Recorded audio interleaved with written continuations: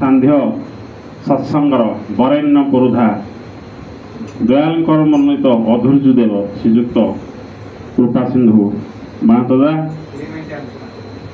एवं एठारे उपस्थित इष्टप्राण गुरुभता मंडली भक्तिमती मातृमंडली छोट छोट कोनाकुनी समस्त अंतर से परम पिता आत्मार पर विराजमान कर समस्त मोर जय गुरु भल पाइबा एवं यथायोग्य प्रणाम निवेदन करे। आज सत्संगर जजमान होती सम्मानीय रवींद्र कुमार मुजुली भाई एवं तांकर सपरिवार।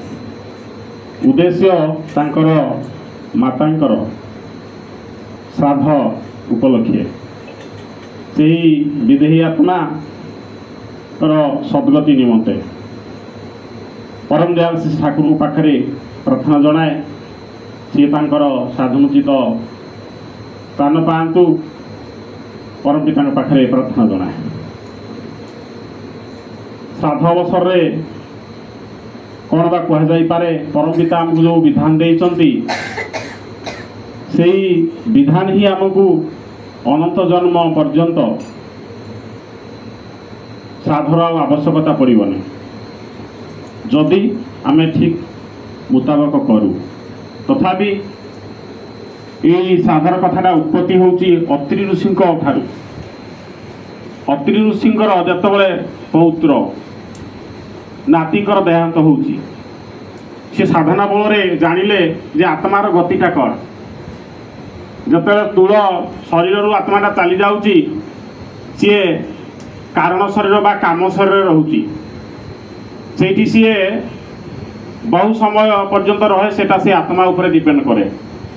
तार परिवार प्रति केते आसक्ति केते दुर्बलता केते कार्य तार से असंपूर्ण कर आत्माटा थाए। जितेबाला देहांत हो जाए आम सब संस्कार कर सारा गोटे कंटा दे दौ लुहारे गार टाणी दौ घर को जो पहुँच गोटे भंगा आईनार मुह देखार कथा अच्छी गोटे कदली गछ को गोटे चोटे काटिदेवार कथा अच्छी ना से आत्माटा सब देखु थाए जे धीरे धीरे ये माया काटापी एम सब उपचार कर दशकर्मर कथा हुए ब्राह्मण गोसाई आसती जहाँ सब पुराण शास्त्र वेद वेदांतर कथा जहाँ अच्छी से मंत्र शुल्क द्वारा से आत्मा को विदाय दियंती अर्थात पिंड दे दियंती। तापर ठीक वर्षे पर सी काम शरीर में थाए बा सूक्ष्म शरीर थाए से भूतलोक को गमन करे। ये भूतलोक को गमन करने एक वर्ष समय लगे से वार्षिक श्राद्ध दि जाए। आ जो पिंड पानी जहाँ सब दि जाए पिंड शब्दर अर्थ है जे जेउ बादर हुओ तु बादी असल किंतु जीवनवाद यहीटा को कायम करी जा चषी जा जीवन भूई जो कथा से ठाकुर कहते जीवन वृद्धि कथा ठाकुर कहते मृत्युर कथा कही ना। तेणु जो आत्मार गति सद्गति जो कथाटा कहुची जे से दिन अत्रि ऋषि तांकर से नाती को तांको परिवार भितरे तांको धारा भितरे पुणी आने से पिंड तर्पण तर्पण माने तृप्त विभिन्न प्रकार से जो उपचार अच्छी तृप्त करने अर्थात तार रुचि पसंद जा से ही परिवार जितेबले मंगल अनुष्ठान कहतु बा आध्यात्मिक परिवेश कहतु बा विभिन्न प्रकार सब फूल कुबुजी मृदंग यही उपकरण देकर जितेबले मान तार निमंते बा सद्गति निमंते जो प्रार्थना करती बा उपचार सब करती ना यही वायुमंडल सहित जो कंटाक्ट अच्छी से घर सहित बा जो अनुष्ठान होता है जो लोक सी थाए से लोक पर्यंत यही जो आम प्रार्थना जो कंपन ता पाखु जाए। जदि सी भल कर्म कर पवित्र कर्म कर सी कारण शरीर 2 वर्ष रु 2000 वर्ष लगे जीवाई दरकार पड़े से रही जापे तापर ही निर्भर करे। तेणु से स्वर्गलोक को सी गमन कर अगम लोक महल संहारी राधा संविधान कथा आगे अलख पुरुष दरबार देखा जाए सुरत से सारा इस पर अगम लुक कनेरा संत सुरत कर तो बिहारा सी तो से मुनि ऋषि ସେଇ ସାଧକ ନହେଲେ ସେଇ ଲେବୁଲକୁ ଯାଇପାରନ୍ତିନି, ସେଇଠି ସେ ବିଚରଣ କରନ୍ତିନି। କିନ୍ତୁ ଯେତେବେଳେ କାମ ଶରୀର ସେ ଦୀର୍ଘ ସମୟ ରହେ, ସେଇଠାରେ ଅଦୃଶ୍ୟ ପରି ବା ଅଦୃଶ୍ୟ ଦେବଗଣ, ସେଇଠି ତ ଏମିତି ଚାଲିବାର ସୁବିଧା ନାହିଁ, ବାସମାନ ଅବସ୍ଥାରେ ସେ ଆତ୍ମାଟା ଥାଏ। ତେଣୁ ଯେତେବେଳେ ଆମେ ଏଇ ସବୁ ଅନୁଷ୍ଠାନଟା କରୁ, ସେଇ ଯାହା ଆମେ ପିଣ୍ଡ ପାଣି ଦଉ, ସେଠି ଇଚ୍ଛା କରିଲେ ବର୍ତ୍ତମାନ ସ୍ଥୂଳ ଶରୀରରେ ଆମେ ଚା ଟିକେ ଇଚ୍ଛା ହେଲା ଚା ଟିକେ କରିଦେଉଛେ, ଖାଇଦେଉଛେ। ଇଚ୍ଛା ହେଲା ଟିକେ ମାର୍କେଟଟା ଟିକେ ବୁଲିକିରି ଆସିବି, ବୁଲି ପଳେଇ ଆସୁଛେ। ଇଚ୍ଛା ହେଲା ଗୋଟେ ବାଇକ୍ଟେ କିଣିବି, କିଣି ପକାଉଛେ। କିନ୍ତୁ ଯେତେବେଳେ ସେଇ କାମ ଲୋକରେ ସିଏ ଥିବ, ଚାହିଁଲେ ମଧ୍ୟ ସେ କିଛି କରିପାରେ ନା। ସେଇଥିପାଇଁ ସିଏ ଅତୃପ୍ତ ରୂପରେ ଥାଏ, ତୃପ୍ତ ହେଇନଥାଏ। ଦେଖିଥିବେ ଯେତେବେଳେ ପିଣ୍ଡ ଦେଇଥିବା ସେ ସମୟରେ ଦେଖିବେ ଗୋଟେ ବିରାଡ଼ି ଆସିକିରି ଗୋଟେ ଖାଇ ଦେଇଥିବ, ବା ହଠାତ୍ ଗୋଟେ କାଉଟେ ଉଡ଼ି ଆସିବ, ସେଇ ସମୟରେ ସେ ଝାମ୍ପି ନେବ। ଏଇ ସବୁ କିଛି ଦେଖାଯାଏ। ହୁଏତ ସ୍ୱପ୍ନରେ କୁହନ୍ତି ଯେ ଏଇ ପାଣି ଟିକେ ମୋତେ ଦେବୁ, ମୋ ପାଇଁ ଗୋଟେ କନ୍ଥାଟିଏ ଦେବୁ, ବେଡ଼ସିଟ୍ ଟିକେ ଦେବୁ। ଏଇ ଯେଉଁ ଆବଶ୍ୟକତାଟା ବା ସେ ଯେଉଁଟା ଚାହୁଁଥାଏ ଆତ୍ମା, ସେଇ କାମ ଲୋକରେ ଥାଇକି ତାଙ୍କୁ ପ୍ରାପ୍ତ ହୁଏନି, ମିଳେନି। ସିଏ ବଡ଼ କଷ୍ଟର କଥା। ଚାରି ପାଖରେ କେବଳ ଥାଏ ଅନ୍ଧକାର, ସିଏ ନିଜକୁ ଅସହାୟ ମନେ କରେ।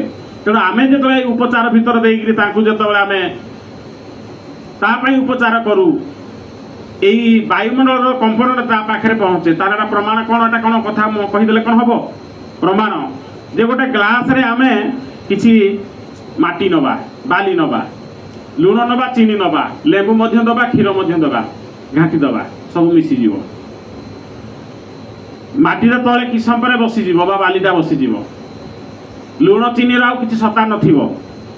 ଲେମ୍ବୁଟା ହୁଏତ ଟିକେ ଧୁଆଳିଆ ଭଳିଆ ଦେଖାଯାଉଥିବ, କ୍ଷୀରଟା ତା କଲରଟା ଟିକେ ଦେଖାଯାଉଥିବ। এইটা যেমনি স্তর স্তরকি রহে, এই বায়ুমণ্ডলের মধ্যে সেমনি স্তর স্তরকি মানে গোটে স্তর স্তর সব অছি। এই বায়ুমণ্ডল যে কন্টাক্টটা তা পর্যন্ত থাকে, তেমন সিয়ে সব আমার পিণ্ড প্রাণী গ্রহণ করে। তেমন যে সট হয়ে যায় বা কাউ কুকুর রূপে কিଏ আসি যে খাই দিଅନ୍ତି, এই যে কথাটা আমি বুঝিবা যে সে অতৃপ্ত অছি। কিন্তু সবু আমি নিবেদন কলাপরে আউ কিছু খন্দিয়া হও না, পিঁপুড়ি বি আসু না, পিঁপুড়ি বি লাগু না। তাহলে সেই আত্মাটা কেউ জায়গায় জন্ম হয়ে যাইছি।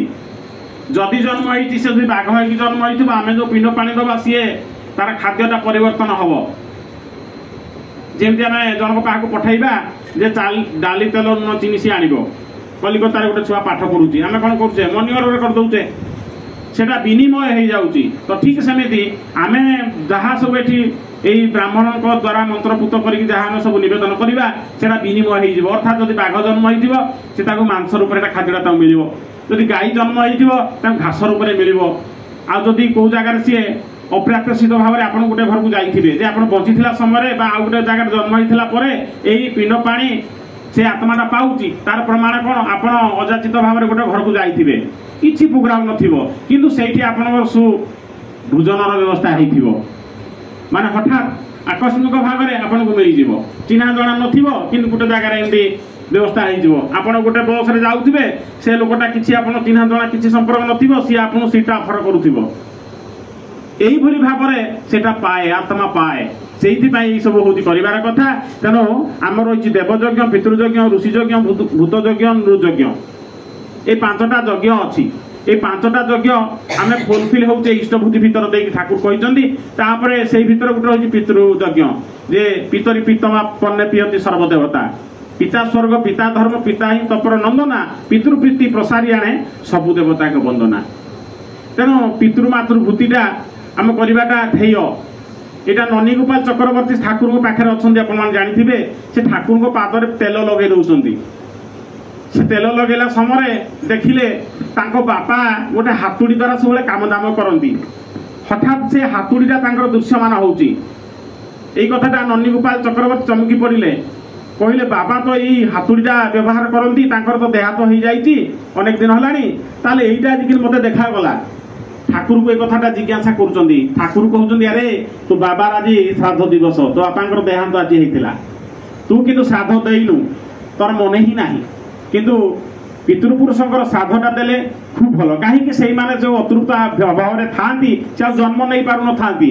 তেমন আমি যেতবে নাতিপতি সমস্তে जे तांकर रुचि पसंद जहाँ जदि से भाया चालीचलन आचरण उच्चारण एपरिक विवाह जदि से भाया जाति वर्ण वंश विद्या आयुष शिक्षागत योग्यता शरीर हृष्टपुष्ट सबु क्षेत्र में बर मान बर कन्या मान कनिष्ठ आर्यपुष्ट धारा अनुजाई ठाकुर धारा अनुजाई जदि आम विवाह करा से धारा भीतर देकर से वंश परंपरा क्रमे से आत्मा पुणी तलू आसे ये आम पिंड पानी जहाँ दबार व्यवस्था रही तेणु मनीष जो यहाँ न करे से सद्गति हम केमी तेणु नंदीगोपाल चक्रवर्ती को से कथा कही से कथा करते आउ जड़े ठाकुर पाखे अच्छा ज्योतिष घोष जाति गौड़ सी क्षीर बेपार करती ये क्षीर बेपार करने भर देकर सी सन्ध्या क्षीर देकर पलि आसती ठाकुर कीर्तन आश्रम जमे आउ से रही पारती से क्षीर केन को छाड़ी देकर कौ जगार रखिदेक धाँती आश्रम कीर्तन में माति जाती ये कीर्तन में माति जा भर देकर जे बापा तांकर कहले ये पुओटा बालुंगा हो गला खाली कीर्तन कला ये ठाकुर पाखक गला काम धंदा किसी कौन मन दौनी यही कौन कि हल्का पाल्का काम दाम करुच्ची ठीक अच्छे बह करदेवी गोटे बहुटे आसिले तार दायी दायित्व कर्तव्य आसो तेणु सी जो कीर्तन को धाऊँगी टे कमिज बह करदेले नातीपति भी होगा नाती नातुणी होगा किंतु आउ जा बंद ना जमी जाऊँ से धारावाहिक भाव में चलिए बापा विरक्त होकर कहले जे ये आउ सुधीर ना यही जो ठाकुर अनुकूल चंद्र को ये गुरु रूप में ब्राह्मण को मानुची तेणु ये पाई बोली मोर पिलाटा जो खराब होगा सी ठाकुर विग्रह को फोपाड़ी देती किए से ज्योतिष गुरु बापा ये जो देखिले ये कथा कहले जहाँ तो मत कहले मुझे सहली कि मो गुरु को जो तुम अवमानना कर ताहले बहुत खराब हम पुणी किसी दिन पर से एका कथा बापा गाड़ी गुलज कर सी आउ सही पारे ना जे कहले जे तुम्हें आउ 3 दिन भितर सूर्य उदय को देखी पार ना जदि मु गोटे दिन प्रकृत कीर्तन आश्रम को जाऊ थाए तुम्हें आउ 3 दिन पर आउ सूर्य उदय देखी पार ना बापा देहांत है तापर कथा हूँ कौन ना एमती कथा है स्त्री की नहीं पलैले किए ससुर भी मन दुख कले खाली कीर्तन कला बालुंगा है आ मो झील कथा किसी बुझिलानी ये नाती नातुणी कथा मत ही बुझा पड़ो सी भी असंतुष्ट हेले सी भी से अवस्था कहले तुम्हें जे मो बापा भाया 3 दिन पर तुम सूर्य उदय देखिपार अवस्था से है ठाकुर को आसुँच से मनस्ताप कर कौन कली जे मोर बापा को मु अभिशाप देली आउ ता परम पिता मंजूर करदे तेणु तांकर देहांत है मो ससुर देहांत है ये जीवन रखी लाभ कौन मु कली कौन पाइली कौन तेणु सी कहते आसंता काली सूर्य उदय मु देखी ना मालिक मंजूर करदे देहांत होगला ठाकुर अदूर से दिन अच्छा नंदीगोपाल चक्रवर्ती तापर सी अच्छा नंदीगोपाल चक्रवर्ती किशोरी मोहन अनंत महाराज अच्छा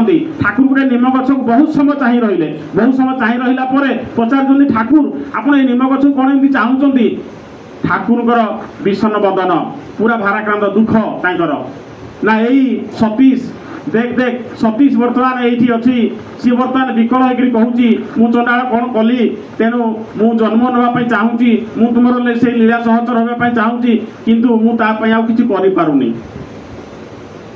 ठाकुर कहते देख देख यही किशोरी तो घर आड़ को देख से धाऊँगी देख अंत महाराज तो घर आड़ को सी धाऊँगी ये हूँ आत्मार गतिर कथा तेणु ठाकुर जो कथा कहते तेणु आम जब प्रार्थना इष्टवती नाम दान स्वस्थ सदाचार को ठीक ठीक परिपालन करवा ताहले आमर सद्गति हम आपर कथा तो स्वस्थ व्रतर कथा कहते दादा अच्छा आगे गोटे कह समय होगा मुझे दादा पाखे शुणा जे आम कौन बुझु न बुझु जो कथा पढ़ गीता रुचु न रुचु खा पिता से ही न्याय कहारी कथा शुणवानी आमर ध्येय प्रेय श्रेय हूँ श्री ठाकुर अवर्तमान आचार्य देव रखिदे गले आचार्य परंपरा रखिदे तेणु मैं आचार्य को अनुसरण कर चलवा मुझे अनुसरणीय नुह XYZ अनुसरणीय नुह मो भर 1000 दुर्बलता अच्छी 1000 भूल मो भर अच्छी मु 100% नुह ठाकुर आचार्य हूँ 100% कथा को लेकिन चलि आउ एते टिके लोक निंदा सोजना रखी जो प्रेमास्पद को दूरे देला ताले मोर प्रेम केते क्षीण नुह कि